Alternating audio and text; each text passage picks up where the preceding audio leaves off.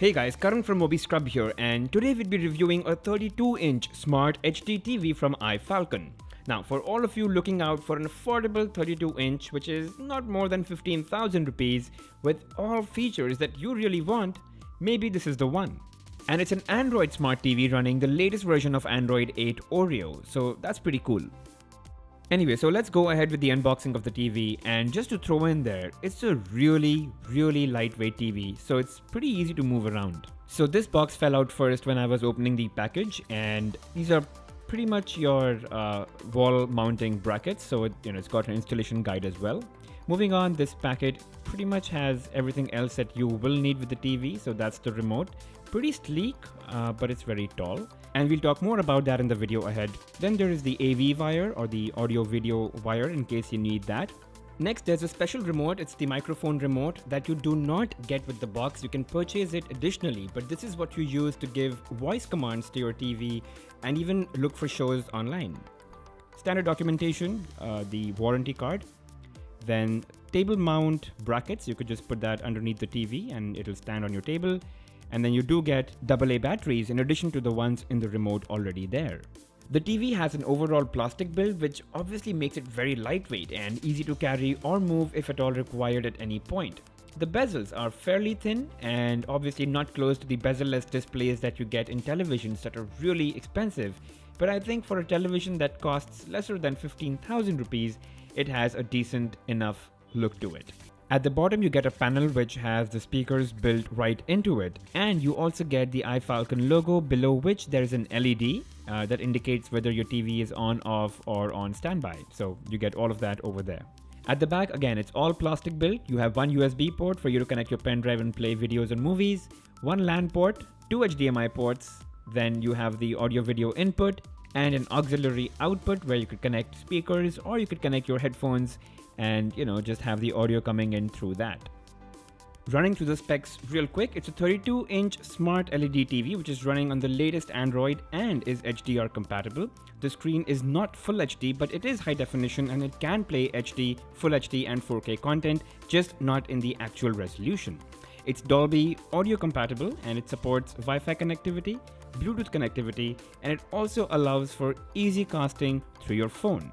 However, the aspect ratio, the refresh rate, and the brightness are kind of low, and I guess that's the trade-off you get when you go for a TV that's as affordable as this one.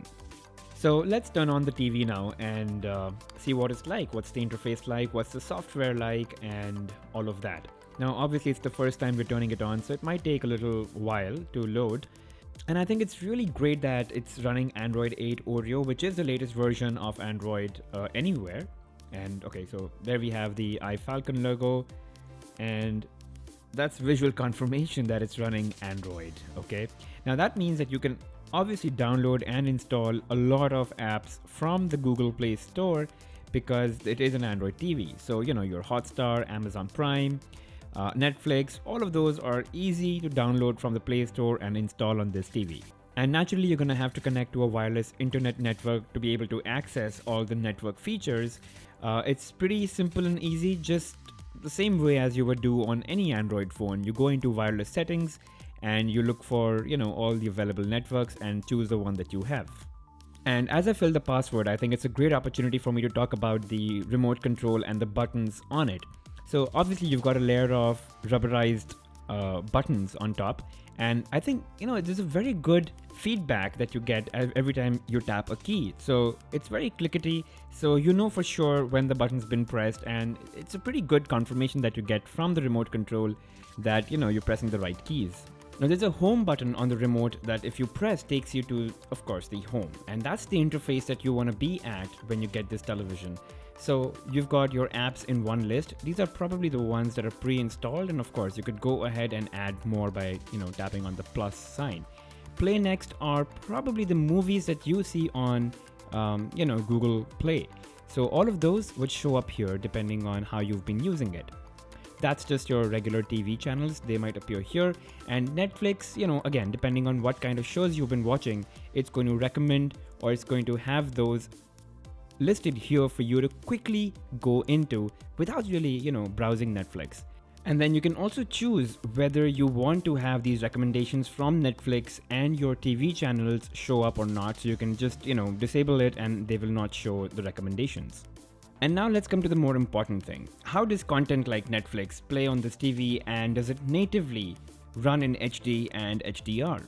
Now, if your show or your TV supports HDR, Netflix automatically identifies it and shows it up. So this means that this TV can natively play HD and HDR content. And then I opened Daredevil because that's the show that comes in HDR quality. So you'll see an HDR tag. And the fact it shows up here means that Netflix identifies that your television is capable of playing HDR content. And again, I think that's just fabulous to have on a screen or on a TV that's just, under 15,000 rupees. And although it's not as important for me to show you the menu and the setup options here, but I think I'll just take you through because a couple of people do ask me these questions. How does the menu look like and what all options are there? So within picture quality, you've got Smart HDR, Sport, Standard, Movie, and Standard. Yeah. If you go back, you can also obviously change the backlight, but I would suggest keep it all the way to 100 all the time because it's not really as bright. So you might want to keep it to 100 so it's always bright and clearly visible, even if you have a lot of lighting in the room. Then there are some sound settings that you could go through. There are a couple of sound modes that are pre-built into the system. You could also change the sound mode in terms of where is your TV placed. Is it on desktop? Is it mounted on a wall? You could have your boost in the bass as well. Again, you can only have audio, so your visuals will turn off. So for example, you want to play YouTube songs in the background and not have the video play, you could do that so that people aren't distracted. And then there are advanced settings, if you want to have more in your left speaker and right speaker, if you want to introduce any sort of SPDIF delay, if that's the device that you're using. A lot of you are not going to be using that, so completely ignore that. And then you can go through a couple of system settings as well. So guys, coming back to the point, it's an Android TV, which means access to Play Store, which means you could get a lot more apps on this TV besides just, apps that would help you watch. You could pretty much go ahead and download apps that, so for example, Radio Line, you could have a browser to sort of browse the internet in general using a browser. And a couple of more apps. So just go to the Play Store, whatever you like, just throw it onto the TV and you could use it pretty much like a smartphone, just with a big screen.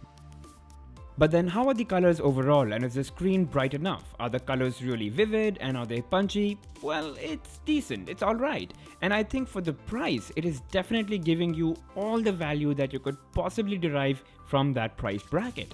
I mean, to get to that perfect kick-ass super display, you would have to spend a lot of money to get that.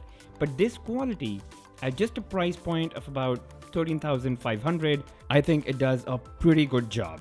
Now, I have kept the backlight of this TV at 100, and that's good enough if your room does get a lot of sunlight. But if there is just, too much sunlight in your room at some point in the day, this TV might not be bright enough. So just make sure that, you've put the TV in a way that a lot of sunlight does not fall on it. Having said that, I think the colors do look good and I have absolutely no complaints. Again, the price really justifies what you see here. Now the contrast ratio on the other side is quite low. It's 3000:1. I don't see it impacting the picture quality as much as I'd expect. But it would definitely play a role in, finally what picture quality you get. Now, they do have something called the Sport mode built into one of the picture modes, and that can definitely bump up the colors and the saturation. So you might get more when you have the Sport mode on. The built-in speakers are very average. They're 16-watt speakers. They're loud, but that doesn't mean they sound very good at high volume. The TV is Dolby audio compliant, so if you've got the right Dolby speakers connected, you will get the Dolby effect. Having said that, the audio output is good enough to fill a small room, but if you've got a larger room, a soundbar is definitely recommended.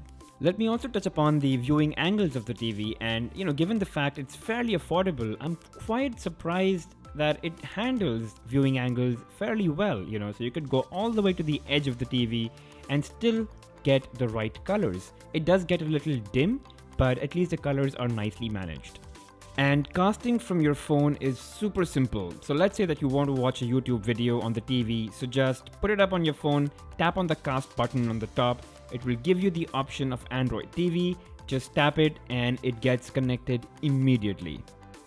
And finally, let me mention a bit about the metallic remote that allows you to speak to the TV. So whether you're looking for a song, basically you double tap the Google Assistant button on the remote and speak whatever you're looking for. So whether it's a song, whether it's a movie, or even if it's just a question. So you could go ahead and ask a math question or a general knowledge question, or you could look for a song or a film or a trailer and it will show up. I mean, you can easily access entertainment, get answers, and control other home devices just with your voice using this remote on this TV.